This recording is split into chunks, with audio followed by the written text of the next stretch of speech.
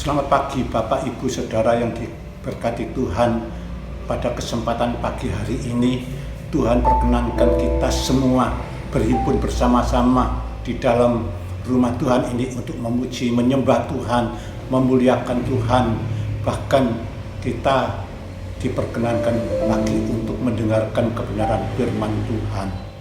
Hari Minggu yang lalu kita sudah mendengarkan dari Ibu Pendeta Betty Roro mengenai yaitu warisan, hal-hal warisan yang akan diwariskan kepada keluarga kita. Pada kesempatan pagi hari ini kita akan mendengarkan firman Tuhan tentang Yesus membimbing hidupku.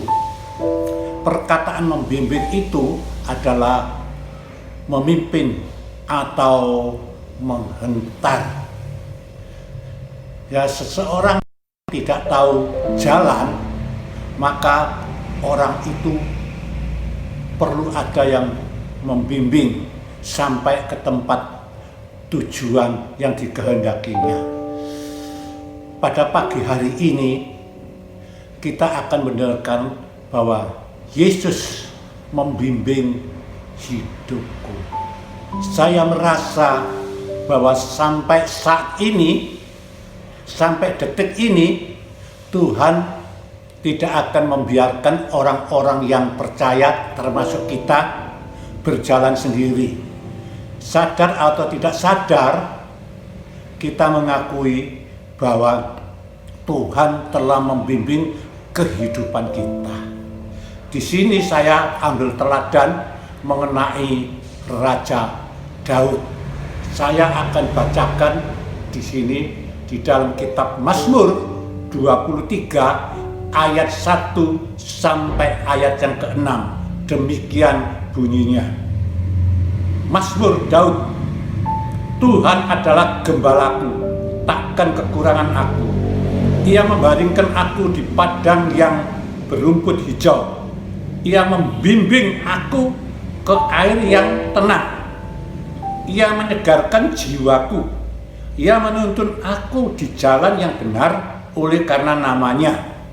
Sekalipun aku berjalan dalam lembah kekelaman, aku tidak takut bahaya, sebab Engkau besertaku. Padamu dan tongkatmu itulah yang menghibur aku. Engkau menyediakan hidangan bagiku di hadapan lawanku. Engkau mengurapi kepalaku dengan minyak. Pialaku penuh melimpah. Kebajikan dan kemurahan belaka akan mengikuti aku seumur hidupku, dan aku akan diam dalam rumah Tuhan sepanjang masa. Saudaraku yang kekasih di dalam Tuhan, kita mengetahui riwayat kehidupan Daud. Daud adalah seorang raja yang besar. Dia mempunyai banyak tentara, banyak perwira, banyak rakyat-rakyat juga yang simpati pada Raja Daud. Tetapi kita melihat di dalam kehidupan Raja Daud tidak mengandalkan semuanya itu, walaupun dia mempunyai tentara yang kuat, ya, mempunyai perwira-perwira. Tapi di sini Daud mengandalkan Tuhan. Dia merasa butuh bimbingan Tuhan. Ya, kalau Daud seorang raja yang besar membutuhkan bimbingan Tuhan, ya, dan Daud merasa tidak bisa berjalan sendiri, ya, terlebih kita adalah manusia yang penuh dengan kekurangan, penuh dengan kelemahan, ya. Kita tidak tahu jalan, ya. Oleh sebab itu kita juga membutuhkan Tuhan yang menghentar kita, yang membimbing kita ke suatu jalan yang dikehendaki oleh Tuhan. Saudaraku yang kekasih di dalam Tuhan, Daud merasa dirinya sebagai domba. Dan Tuhan adalah gembala. Seorang gembala, dia tidak akan membimbing domba-dombanya ke tempat yang tidak nyaman. Tetapi gembala itu selalu membimbing domba-dombanya ke tempat yang nyaman. Bapak, Ibu, Saudara yang dikasihi Tuhan, di sini Daud merasa bimbingan Tuhan. Tuhan telah membimbing dia ke tempat suatu yang nyaman. Di sini dikatakan, Tuhan adalah gembalaku, takkan kekurangan aku. Ia membaringkan aku di padang yang berumput hijau. Ia membimbing aku ke air yang tenang. Nah, jadi sini dia membimbingnya ke rumput yang hijau dan ke air yang tenang. Ini merupakan suatu tempat yang nyaman. Tuhan tidak pernah membimbing seseorang kepada suatu tempat yang tidak nyaman, tapi Tuhan selalu memberikan suatu tempat yang nyaman. Demikian juga kita, seringkali kita merasakan bimbingan Tuhan begitu luar biasa. Ya. Tuhan selalu membimbing kita ke tempat yang nyaman. Yang memang walaupun kehidupan kita ini seringkali mengalami berbagai macam masalah pencobaan, tetapi kalau kita bandingkan, maka kita lebih banyak kita menikmati suatu hal-hal yang nyaman. Itu adalah bimbingan daripada Tuhan. Dan Daud merasa juga dia dibimbing oleh Tuhan ke suatu jalan yang benar. Ya. Di sini saya akan bacakan di dalam Mazmur 51 ayat 13b.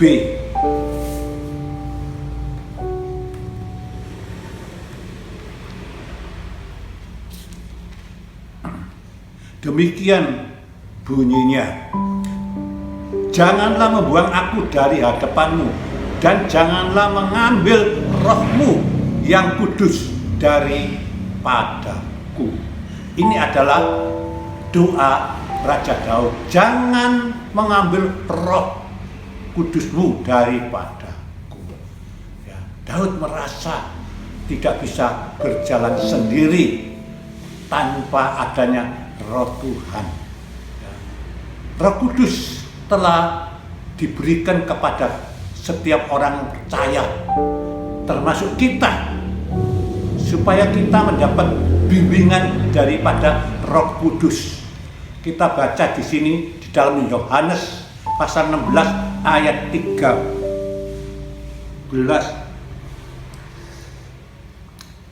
Ayat 13, ya, Yohanes 16 ayat 13.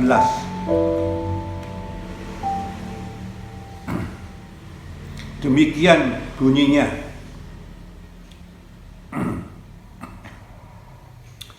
Tetapi apabila ia datang, yaitu Roh kebenaran, ia akan memimpin kamu ke dalam seluruh kebenaran, sebab ia tidak akan berkata-kata dari dirinya sendiri, tetapi segala sesuatu yang didengarnya itulah yang akan dikatakannya, dan ia akan memberitahukan kepadamu hal-hal yang akan datang. Sekali lagi, tetapi apabila ia datang, yaitu Roh Kudus, yaitu Roh kebenaran, ia akan memimpin kamu ke dalam seluruh kebenaran. Itu sebabnya Raja Daud, dia berdoa supaya jangan mengambil rohmu daripadaku. Sebab Daud merasa bahwa dia tidak bisa berjalan sendiri tanpa adanya roh Tuhan. Demikian juga kita sebagai orang-orang yang percaya. Tuhan Yesus berjanji, aku akan mengirimkan rohku kepadamu, supaya Roh Kudus yang aku kirimkan kepadamu itu akan membimbing kamu, memimpin kamu ke dalam jalan yang benar. Saudaraku yang kekasih di dalam Tuhan, seringkali kita berjalan sesat. Karena apa? Karena roh Tuhan tidak ada pada kita. Tetapi apabila roh Tuhan ada pada kita, maka kita akan dipimpin roh Tuhan itu, dibimbing oleh roh Tuhan itu kepada suatu jalan yang benar. Jalan yang benar itu adalah jalan yang dikehendaki Tuhan. Ya. Iblis senantiasa berusaha supaya umat Tuhan selalu berjalan menyimpang dari kebenaran. Itulah iblis. Tetapi Tuhan menghendaki supaya umatnya, anak-anaknya, orang percaya senantiasa berjalan di dalam jalan yang benar. Saudaraku yang kekasih di dalam Tuhan, demikian juga sebagaimana Daud telah memohon kepada Tuhan supaya jangan mengambil rohmu daripadaku. Demikian juga kita, ya. Kita merasa bahwa kita tidak bisa berjalan sendiri. Kalau kita berjalan sendiri, kita pasti akan kesasar atau tersesat. Tetapi apabila kita memohon sama seperti Raja Daud, ya. Daud seorang raja, dia tidak mengandalkan perwiranya, dia tidak akan mengandalkan tentaranya yang kuat, tetapi dia senantiasa bersandar kepada bimbingan Tuhan. Itu sebabnya dia berdoa, jangan mengambil rohmu daripadaku. Demikian juga kita. Mari kita selalu berdoa supaya Tuhan senantiasa membimbing kita melalui rohnya. Karena Roh Kudus akan membimbing kita kepada suatu jalan yang benar, tidak pernah salah. Saudaraku yang kekasih di dalam Tuhan, bahkan di sini Raja Daud ya merasa tidak takut apabila Tuhan membimbing di dalam kehidupannya. Manusia tidak luput daripada masalah pencobaan, ya. Tetapi apabila Tuhan membimbing kehidupan kita, maka rasa takut itu akan hilang. Ya. Seperti Daud di sini pengakuannya, dia berkata di dalam Mazmur 23. Dia berkata demikian, ya.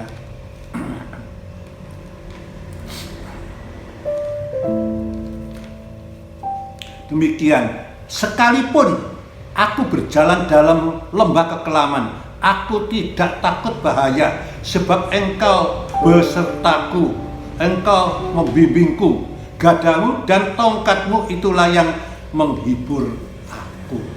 Inilah pengakuan Raja Daud. Apabila Tuhan membimbing di dalam kehidupannya, dia merasa bimbingan Tuhan, dia tidak pernah merasa takut bahaya, takut apapun. Demikian juga kita sebagai orang-orang yang percaya, anak-anak Tuhan yang dikasihi Tuhan, yang senantiasa dipelihara oleh Tuhan. Kita dalam perjalanan hidup kita ini, kita menyadari bahwa Tuhan tidak pernah meninggalkan kita.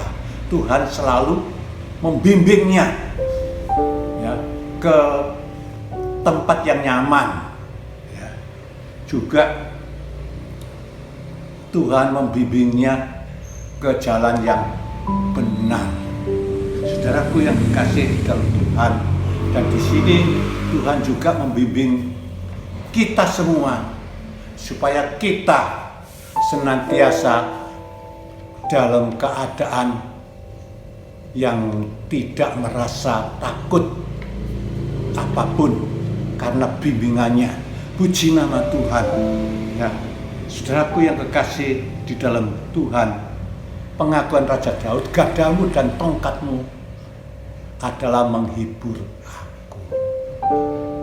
Saudara, kita merasa bahwa bimbingan Tuhan itu menghilangkan rasa takut kita. Ya, pertama tadi, bimbingan Tuhan itu ya, ke tempat suatu yang nyaman. Tuhan tidak pernah membimbing kita ke tempat yang tidak nyaman. Yang berikutnya, Tuhan membimbing kita ke jalan yang benar. Ya. Dan yang ketiga, bimbingan Tuhan itu menghilangkan rasa takut bagi kita. Dan kemudian Daud merasakan juga bimbingan Tuhan itu adalah suatu kemurahan Tuhan, ya, suatu kemurahan Tuhan yang selalu mengikuti di dalam kehidupannya.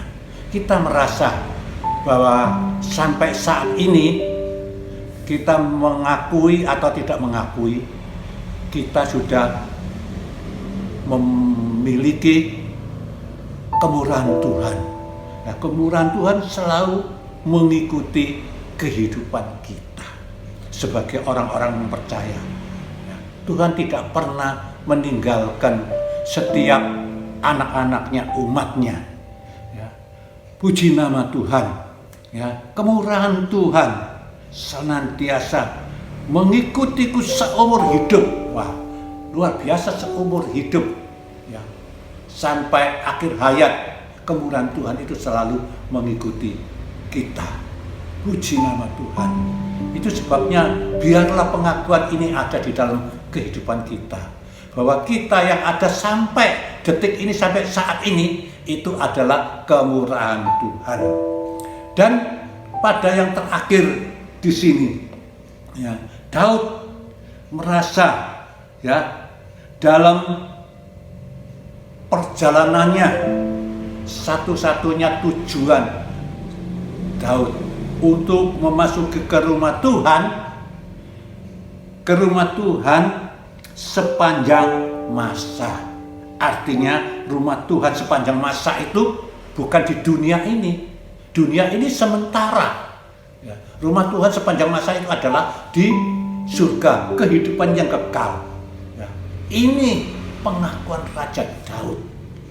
Ya, Daud menginginkan, ya, bahwa perjalanan hidupnya ini untuk memasuki ke rumah Tuhan sepanjang masa.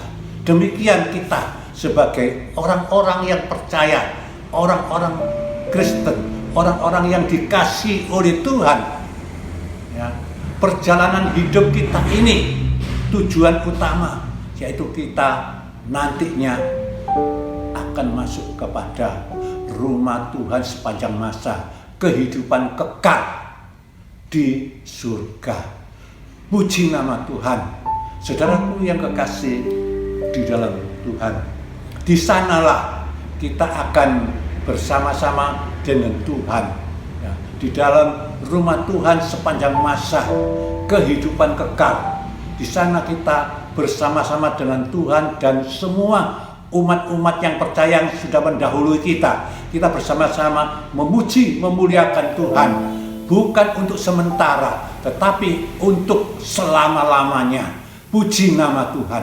Saudaraku yang kekasih di dalam Tuhan, pada akhirnya di sini saya akan menyanyikan satu lagu sebagai pengakuan kita bersama, yaitu bimbinglah aku ya Tuhan. Bimbinglah aku ya Tuhan, di sepanjang jalan hidupku. Firman-Mu bagaikan suluh, akatku tak sesat di jalan. Yesus di sisiku, tanpa Yesus membimbingku, tanpa Yesus menopangku, bukan jatuh. Dengan Yesus di sisiku, dengan Yesus membimbingku, dengan Yesus menopangku, ku tak jatuh. Demikian firman Tuhan. Mari kita akan berdoa bersama-sama untuk penutupan firman. Bapa kami yang bertakhta di dalam surga, hati kami bersyukur kepadamu pada kesempatan pagi hari ini. Kami diperkenankan untuk mendengarkan firman-Mu. Ya Tuhan, biarlah firman-Mu tertanam di dalam setiap hati kami masing-masing, supaya firman-Mu boleh menjadi pelita, boleh menjadi satu kekuatan bagi kehidupan rohani kita. Terima kasih Tuhan, berkatilah Tuhan setiap kita yang mendengarkan firman-Mu Tuhan. Berkatilah sidang jemaat-Mu ya Tuhan. Berkatilah pelayan-pelayan-Mu Tuhan, khususnya hamba-Mu berdua ya Tuhan, yang Tuhan percayakan melayani di Imbulsari. Engkau pakai dengan luar biasa. Terima kasih Tuhan, terima kasih. Kami serahkan Tuhan berita firman-Mu ke dalam pekerjaan kuasa Roh Kudus. Hamba berdoa Tuhan, hamba berhenti berkata-kata, tetapi kuasa Roh Kudus senantiasa mengingatkan firman-Mu ini. Terima kasih Tuhan. Sekali lagi Tuhan berkati Tuhan semua umat-Mu. Di dalam nama Tuhan Yesus kami berdoa dan mengucap syukur. Amin.